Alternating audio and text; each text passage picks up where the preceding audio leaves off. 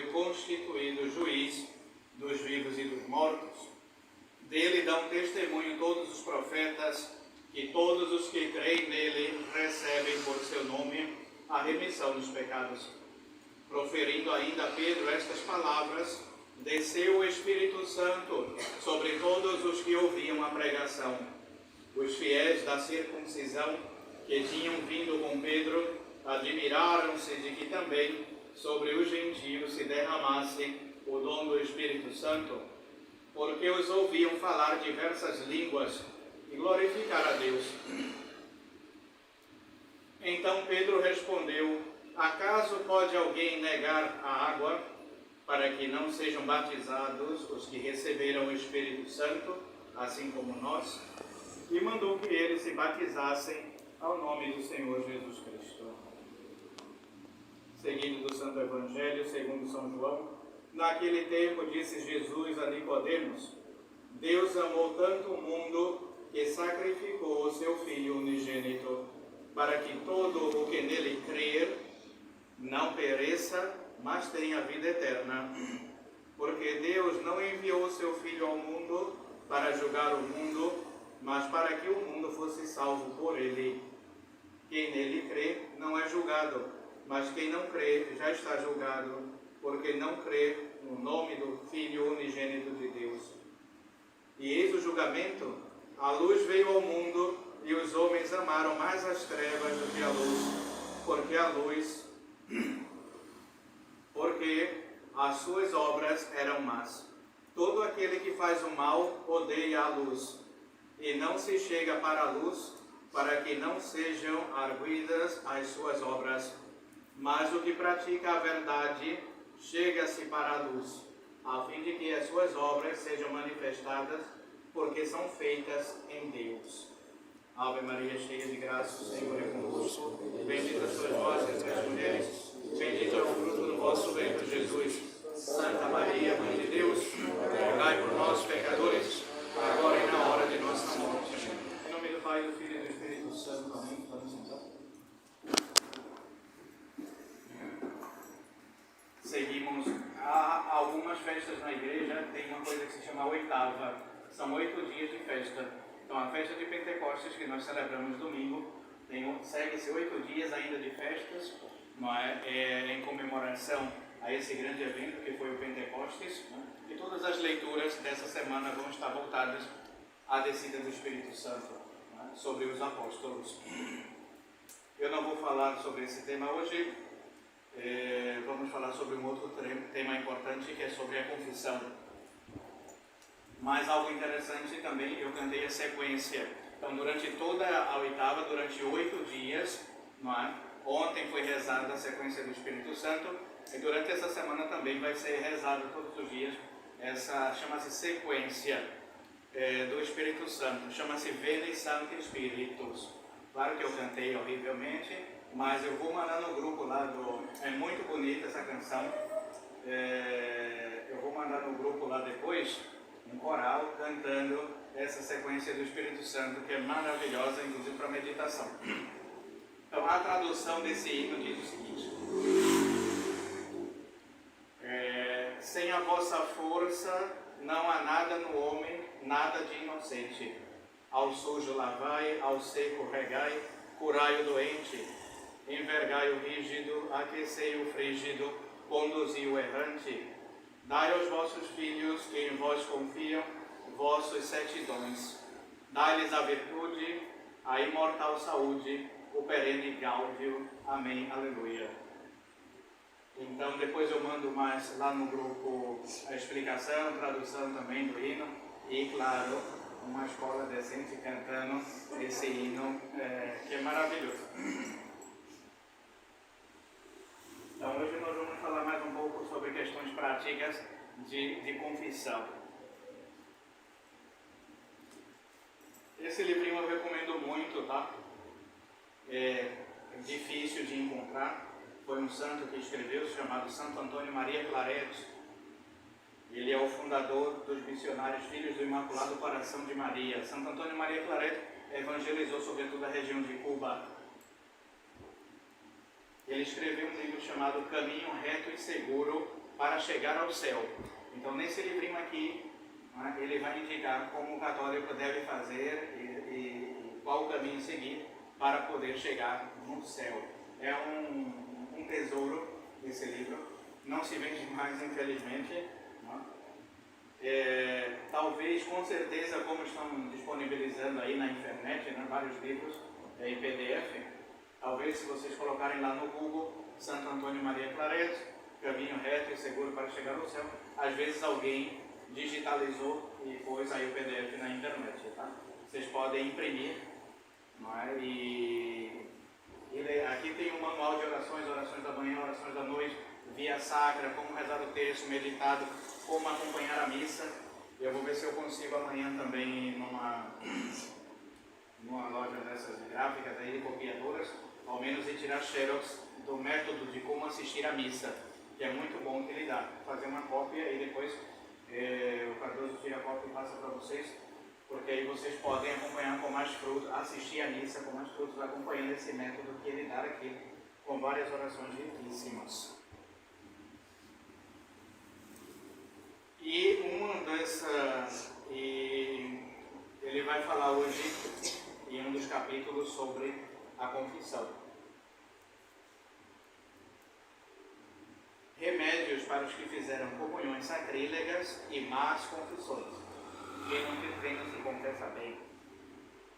Então ele começa dizendo que o primeiro que cometeu esse sacrilégio de comungar em pecado mortal foi Judas.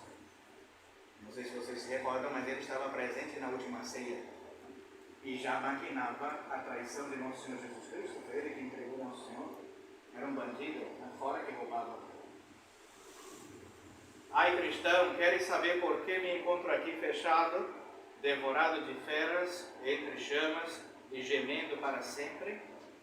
Ai, só de lembrar-me fico a tremer. Esta lembrança acrescenta atrozmente os meus tormentos.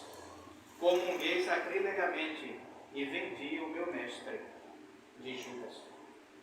Ai de ti, se não te confessares das comunhões sacrílegas e das confissões mal feitas, por calares pecados nelas, ou se já os confessaste, por não te haveres emendado, nem apartado dos perigos e ocasiões próximas de pecado. Ai de ti, faze quanto antes uma confissão geral, sob pena de arder comigo por uma eternidade. Não te obstines, nem te faças surdo às inspirações divinas, como fiz eu, senão, ai, já verás, sofrerás comigo eternamente no inferno. É uma confissão de Judas. Então Judas traiu Nosso Senhor, era um dos 12, estava ali, e ao mesmo tempo agia mal. Isso muitas vezes se passa conosco. Eu sou da igreja, eu sou da tradição católica, não quero que explique o Nosso Senhor, me visto bem, parece desfile de moda na igreja, bem vestido e tudo, mas por trás sempre caímos nas tentações, cometemos pecados graves. Então Judas também ali se disfarçava de apóstolo de Nosso Senhor, tudo isso, mas por trás roubava Nosso Senhor e depois acabou entregando ele também. E qual foi o fim de Judas? O suicídio, se enforcou. Então Santo Antônio Maria Claret dá vários remédios para se fazer uma boa confissão e de como evitar esses sacrilégios, como dar com esses pecados. Aí ele diz, o primeiro remédio, o primeiro pecado que deves confessar, descobrir ao seu confessor, há de ser o que mais dor te causa. E com isto confundirás o tentador, o demônio. Então às vezes a gente vai confessar, fazendo a nossa listinha lá, a confissão geral, a gente põe primeiro pecados leves, assim, vai na padre, conversa, não sei quem, ora, e depois fala alguma coisinha mais. Então, Santo Antônio Maria Claret diz, confessa logo os piores, aqueles mais cabeludos. Vários santos dizem que o diabo ele fica lá no pé do confessionário, lá na porta esperando. Quando a pessoa chega, ele já começa, não fala qualquer coisa.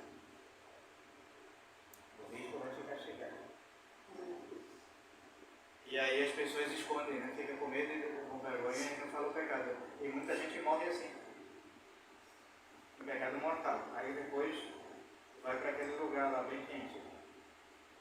Segundo remédio, diz Santo Antônio Maria Claret, se a vergonha te perturbar, previne ao confessor com esta ou outra semelhante expressão. Fala, se a gente está envergonhado, fala com o Papa, né?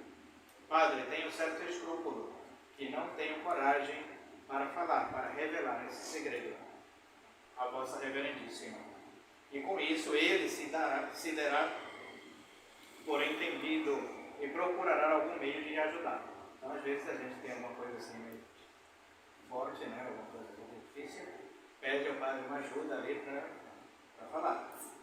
Mas se a vergonha não te deixar dizer nem esse pouco, vai então com outro confessor, porque senão cometerias morrendo sacrilégio e acharias a morte, onde Deus quer dar-te a vida ou a perfeição dela. Então, às vezes, a gente tem vergonha de confessar com o Padre e procura outro, né? Mas não deixar de confessar ou comungar com esse pecado, né? A nossa situação é um pouco complicada para achar padres válidos, né? Então a gente não tem muito como escapar. O padre que aparecer tem que agarrar logo. Antigamente não, né? Você tinha vergonha de confessar numa paróquia, vai em outra. Terceiro remédio, muitas vezes as confissões são más, porque se faltasse a verdade, senão por falta de emenda. Muitas confissões são ruins porque se falta a verdade ou a emenda, ou seja, eu vou lá me confessar, mas depois volto a pecar, não tem nenhuma emenda, nenhum arrependimento de vida. Assim como quando sai a roupa da lavagem com manchas, dizemos que foi mal feita e com razão, da mesma maneira dizemos que foi má a confissão daquela pessoa e depois de que se confessou, vemos com os mesmos vícios de blasfemar, maldizer, odiar, cometer impurezas, murmurar, etc. Como se nada houvesse recebido. Ele dá esse exemplo da roupa, né? A gente vai lavar a roupa ainda, lava de mau jeito e fica tudo manchado ainda, né? Não tirou todas as manchas. Então a alma é a mesma coisa. A pessoa está se confessando e daqui a pouco está lá pecando de novo. Como se nada houvesse recebido. Não há que iludir-se, não se cumpre com dizer. Já disse tudo ao confessor, porque assim como para ser boa uma lavagem de roupa, não é suficiente ter metido nela toda a roupa suja, se não ter feito tudo o necessário para tirar as imundícies da roupa. Assim, para que a confissão seja boa, é necessário que a alma fique limpa dos pecados.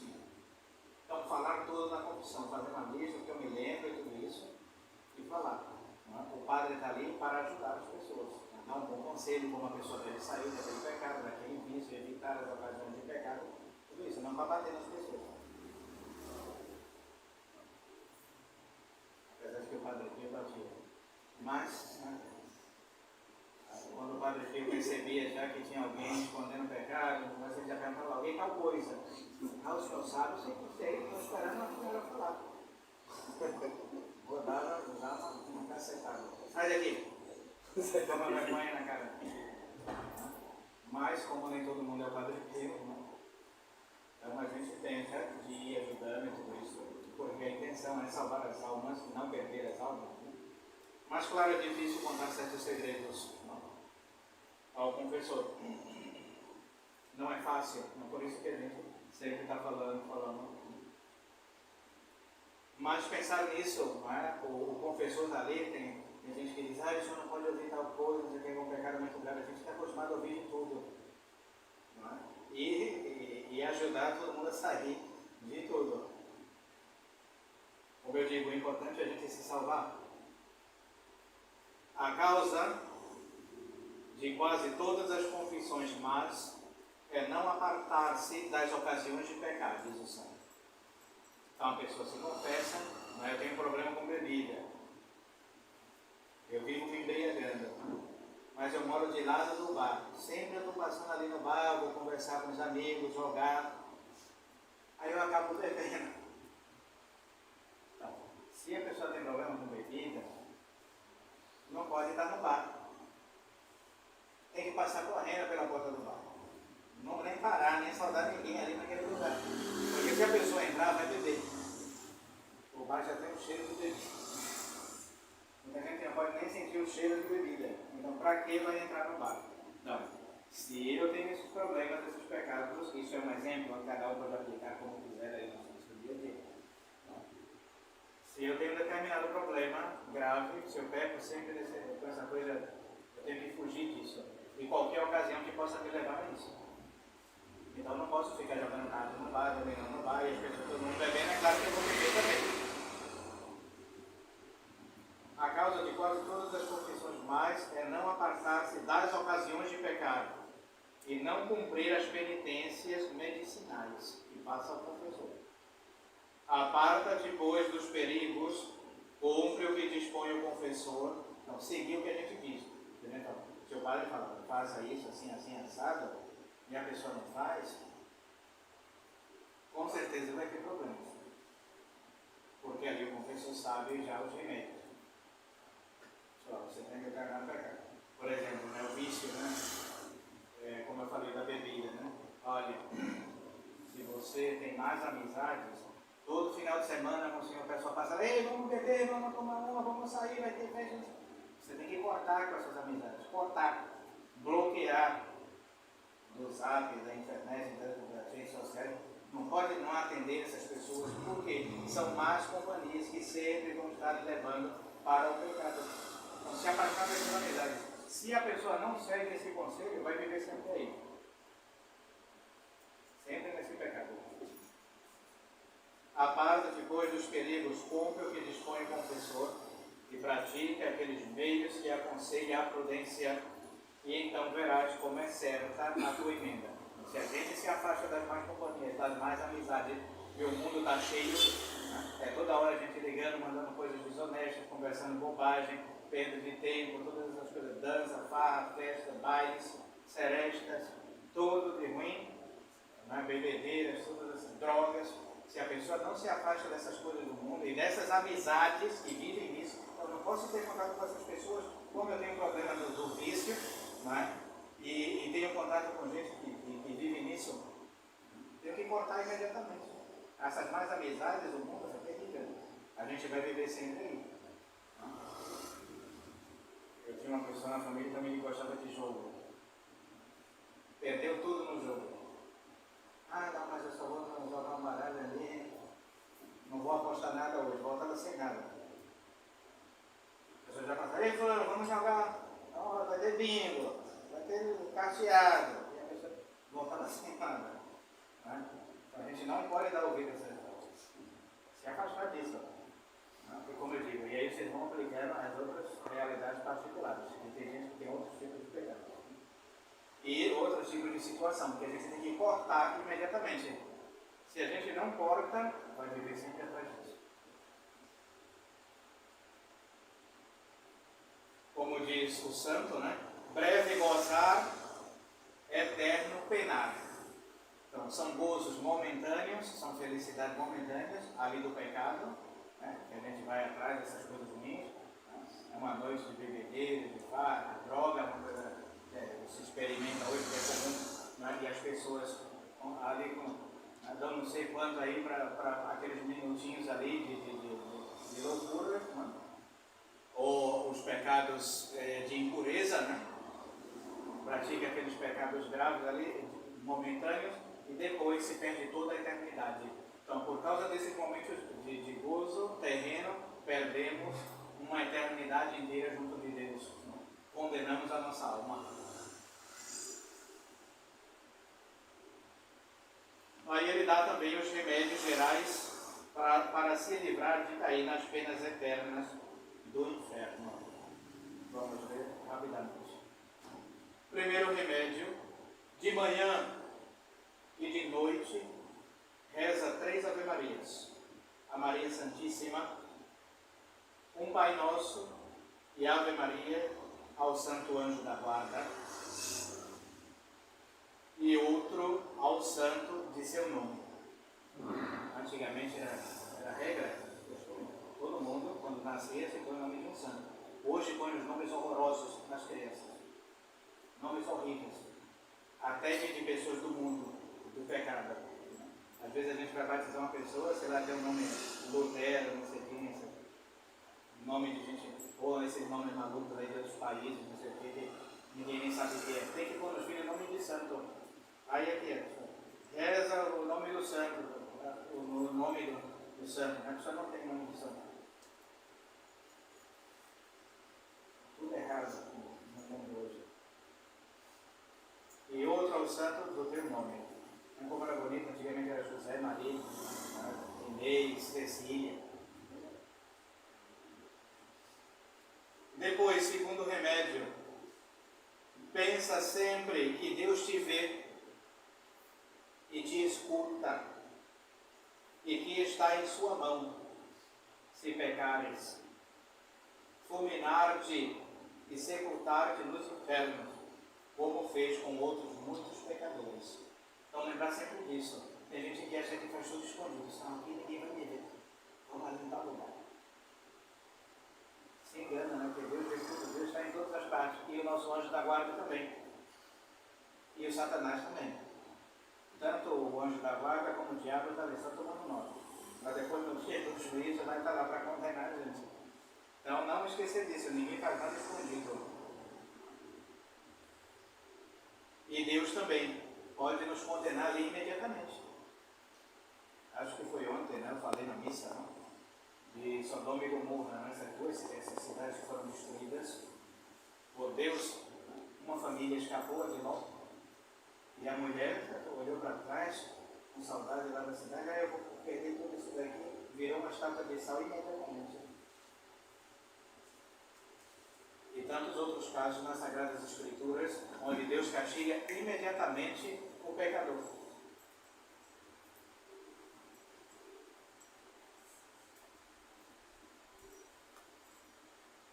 Depois, terceiro remédio. Não te deixes enganar do demônio, que vai te dizer: peca, depois te confessarás. Ai daquele que peca na confiança de que se confessará, porque não verá realizada esta sua confiança má. Ou se chegar a confessar-se, se confessará mal, dizem os teólogos.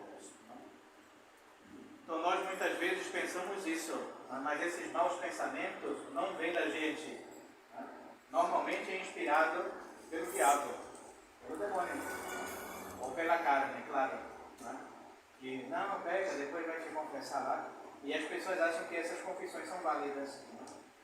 E ao contrário, são confissões sacrílegas, são pecaminosas.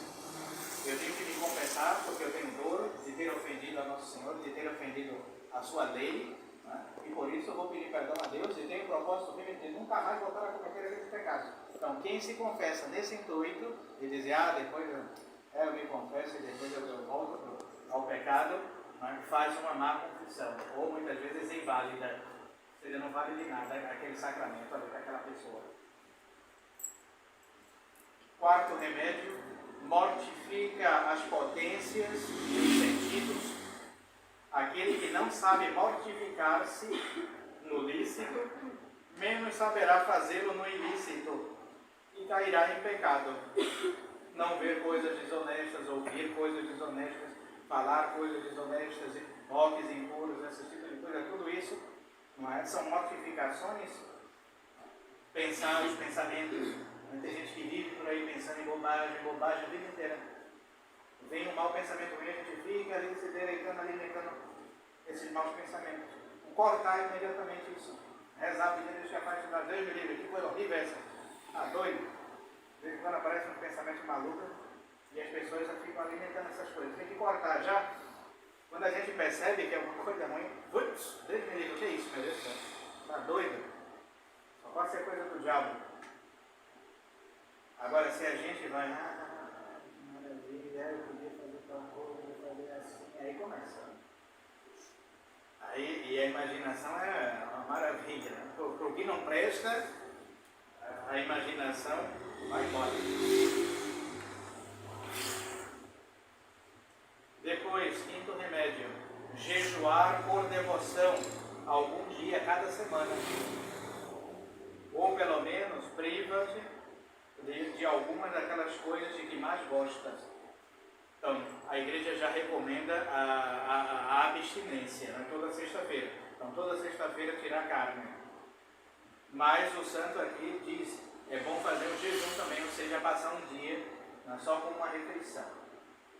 Então, de manhã cedo um pãozinho e um cafezinho, um biscoitinho, um cafezinho, um pão e água, o almoço e à noite também outro pão e água, uma xícarazinha de café e um biscoito. Um dia na semana. Vai procurando, não é? Ou tirar alguma coisa que a gente gosta, tirar uma sobremesa, um doce, pudim hoje eu não vou comer. Ou outra coisa mais aí, que a gente gosta.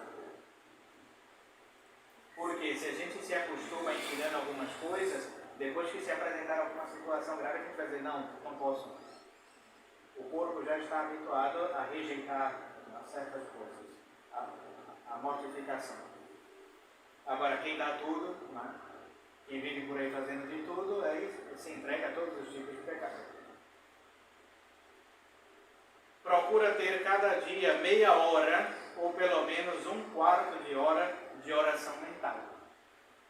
Como eu digo para as pessoas, 10 a 15 minutos. Todo mundo tem que ter um devocionário, um livro de orações. Todo mundo. Ou no mínimo as Sagradas Escrituras, lá o Novo Testamento, para ler sobre a vida de Jesus. Como é que a pessoa diz que é cristã e não sabe nada de Cristo? Impressionante isso. Os católicos não fazem oração mental, é importantíssimo. 10, 15 minutos, meia hora, para sentar, pega um trecho, um livro. Esse daqui que eu já falei, ninguém tem desculpa aqui para não ter.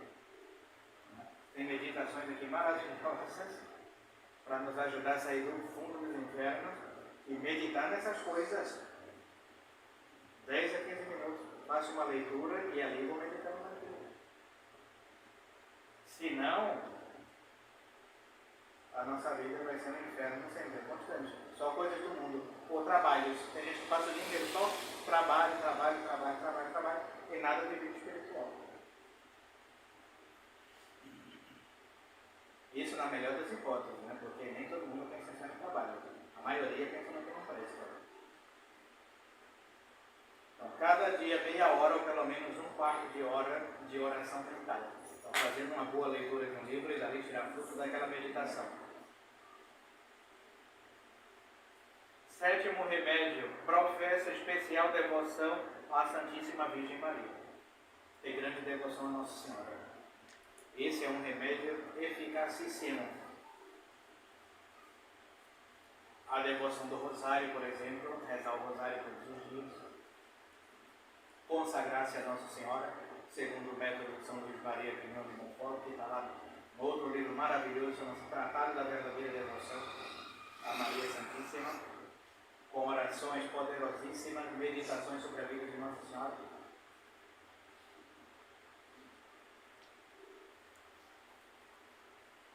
Devoção ao Imaculado Coração de Maria, ou seja, procurar sempre agradar a Nossa Senhora.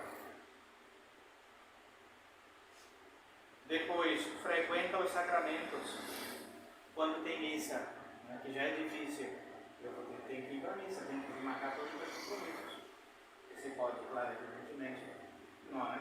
Domingo vai ter missa, eu vou fazer de tudo para ir. Nem que eu tenho que pegar ônibus, pau de arara, um jegue, sei lá, qualquer coisa, ir correndo a pé, andar 4, 5 horas. Meu avô falava, lá no Nordeste também não tinha padre. E quando vinha um padre, a gente andava 4, 5 horas a pé para chegar na igreja, para lá assistir a missa, que a gente não entendia nada em latim. E depois confessar e tudo. E ainda tinha que ir descalço para não gastar o sapato. Eu botava o sapato só quando chegava na igreja. E era 4 horas para ir e 4 para voltar. E em jejum, porque o jejum na época era da meia-noite até a hora da comunhão. A gente ia andando 4, 5 horas a pé em jejum. E se não fosse, a gente apanhava. Aí hoje, eu tenho missa aqui de lá de cá, eu não vou, sabe?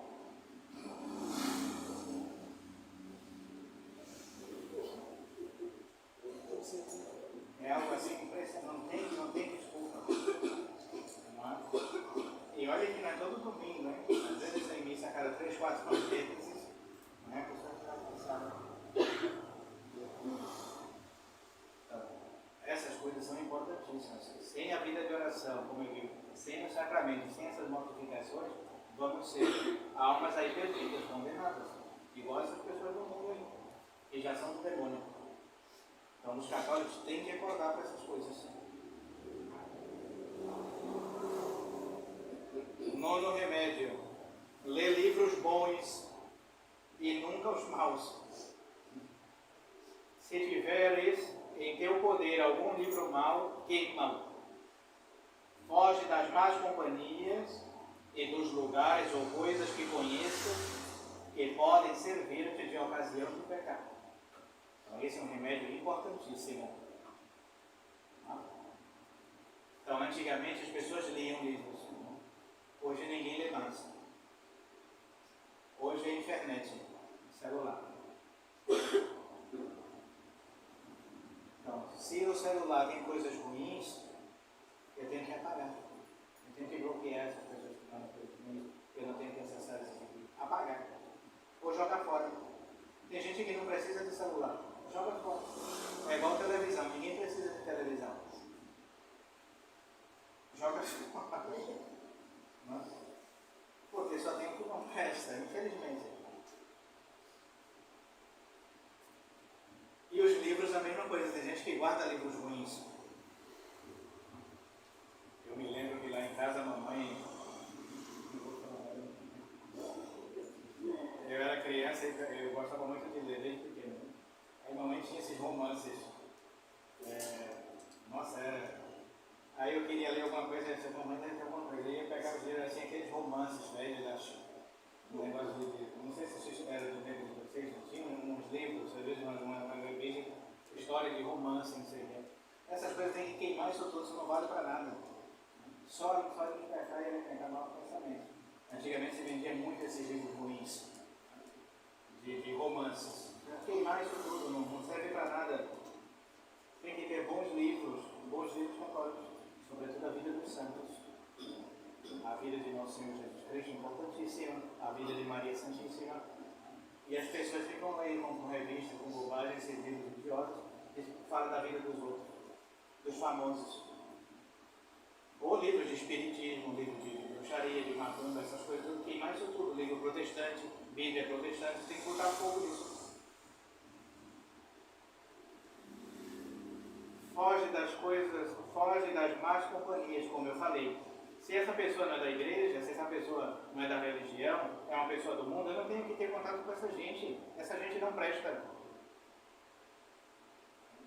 Quando eu era criança, eu não ia dizer, não ande com fulano, essa pessoa não presta.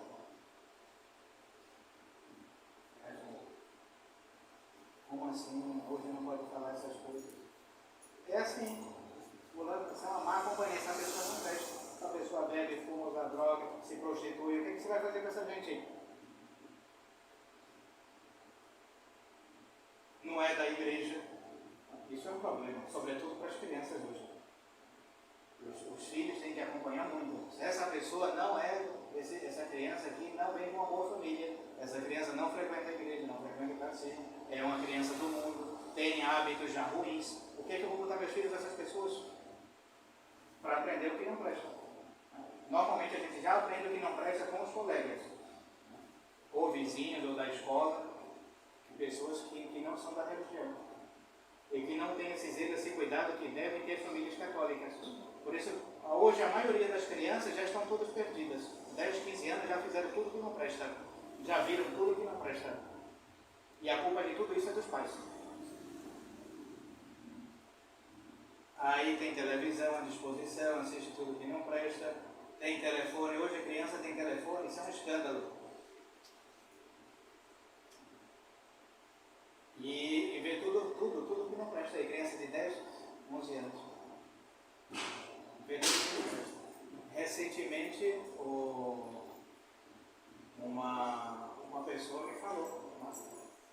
Como o senhor, a gente está aqui, houve um escândalo na família, a gente vai ter que sair até da cidade. A nossa filha de 14 anos está grávida, engravidou. A gente só levava para a escola, da porta de casa para a escola. Aí ela fugia, ia fazer o que não deve. Talvez a criança, toda 15 anos já. Foi um escândalo na cidade, já tem até que mudar da cidade. Foi mal vista a família inteira. Por quê? Já ficava em casa, via coisas ruins na televisão, no celular vendo tudo que não presta. Onde é que aprende isso? Os pais não estão nem aí, no final de semana bebida, festa, almoço por aí, solto, aprontando. Quando vem, só escândalo.